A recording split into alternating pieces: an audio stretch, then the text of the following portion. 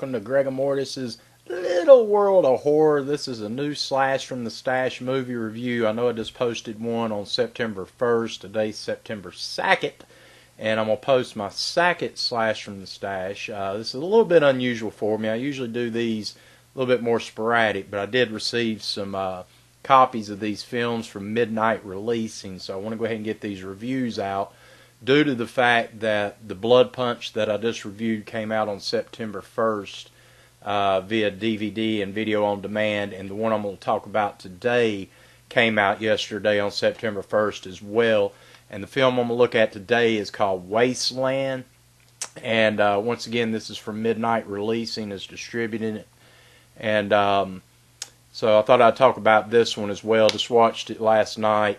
And it is, once again, available on DVD and video on demand as we're speaking right now. Basic plot of this film is you're following the character that you see on the cover here. His character's name is Scott Miller.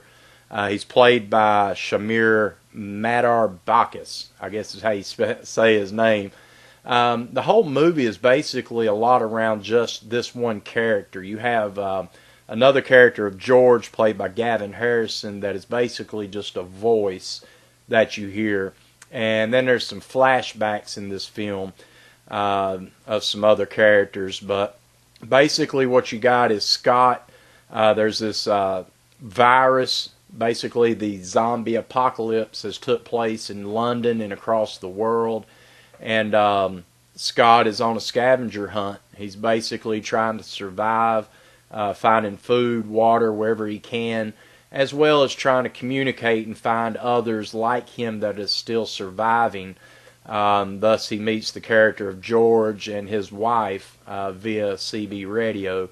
And he's also trying to find his love interest by the character of Beth, who's played by Jessica Messenger.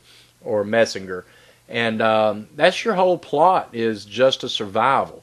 Right away, I've got to say, this one kinda is a Walking Dead, and I hate to say Walking Dead whenever I talk about zombie films, but with the craze of The Walking Dead since 2010, it's hard not to compare films to a TV show as popular as The Walking Dead, and this one definitely gives you a feel of The Walking Dead. It's a lot of character build with this guy and the whole scavenger hunt and stuff. So to compare it, it's not, of course, as good. It doesn't have the budget behind it and the acting behind it. But with that said, I thought the main character, once again, I know it won't be too clear, but the main character of Scott Miller, played by Shamir, once again, I thought he was a good actor. He's not great, but I thought he was good. Basically, you know, putting him in front of a screen by himself the majority of the movie, that's tough. And I thought he pulled it off well. They definitely spend a lot of time with him, so you kind of feel his plight throughout it. And the more the movie progresses, it's basically about a 92-minute movie. The more it progresses, the more that you feel for this guy and what he's going through. The character of Beth is basically his girlfriend. And there is flashbacks throughout the whole movie where it goes back to where he first found out about the apocalypse, and even right before that, and there's dinner parties, and basically he's in love with this character, Beth, and he asks her to marry him, and she kind of turns him down a couple times, and then there's a reunion later on. So it's kind of that deal. I thought she was a decent actress as well. The acting's not bad in this one whatsoever. I mean, it's definitely nothing that is so bad that you're like either laughing at it or not taking it serious. This one does have some pretty decent storytelling in it. There again, it does follow along a lot of the ways of The Walking Dead. So with that said, some of the zombies in it are pretty cool. There's one in particular. I think fans of the George A. Romero's Day of the Dead, the famous body split kill scene, I think you'll be pleased with a ripped scene in this film. I thought they done it really well.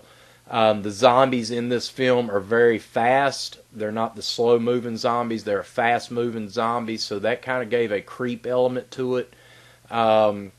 Some of the gore effects were good, some were not. There was some CGI effects in this one, and that's just computer generated effects. For those that may not know what CGI stands for, but it kind of reminds me of The Walking Dead, and with that saying, I'm not a huge fan of the effects of The Walking Dead either, because I think anytime you try to do CGI, it never looks as good as practical. You can always tell when it's done with a computer and when it's not. Wasteland, definitely you can tell when it's not real that it is computer. That is always irks me. I've always been a practical effect kind of guy. I love to see a puppeteer. I love to see real prosthetics and effects. So that always hurts when I watch a film and I see it, because it'll never look right. Fake computer blood never turns out right. Headshots, kill scenes never turn out right. And some of them in Wasteland, it definitely hurt in it.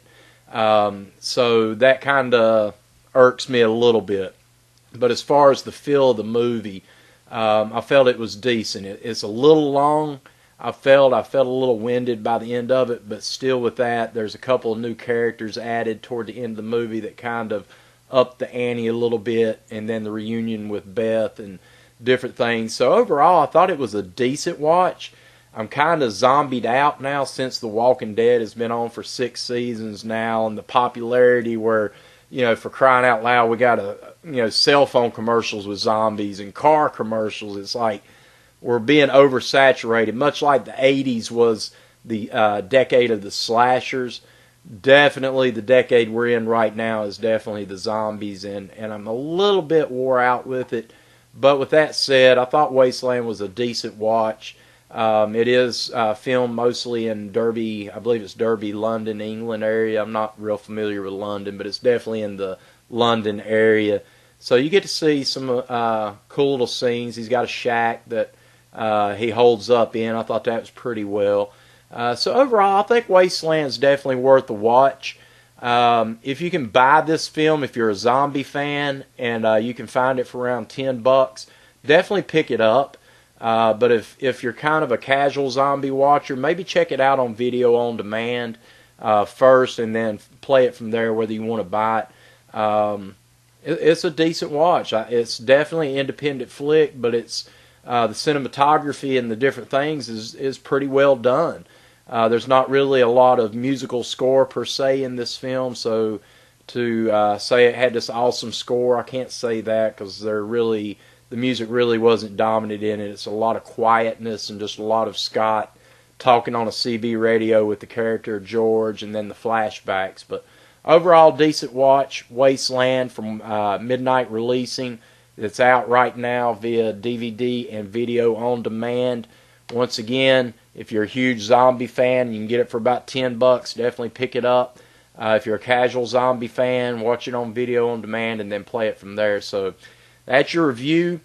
I am Greg Mortis, and I will be doing my collections video. Like I said on the last video, I've got quite a bit of stuff that I've picked up, and I may be recording that here in the next little bit, so stay tuned for that. So for me, for Greg Mortis, for my little world of horror, I'm signing out till next time. If you haven't watched or listened to my podcast, Land of the Creeps, you can definitely check us out at landofthecreeps.blogspot.com, and subscribe to us via iTunes, Stitcher, or just go to the site and click on play.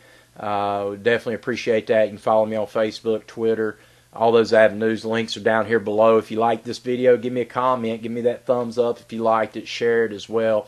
And I just always really appreciate all your support, all the subscribers I have, and the new ones that I continue to get. Man, it means a lot. So stay tuned for Greg Mortis' Little World of Horror, and let's see what's coming up next. So till next time, I'm signing out, and I'll see you on the flip side.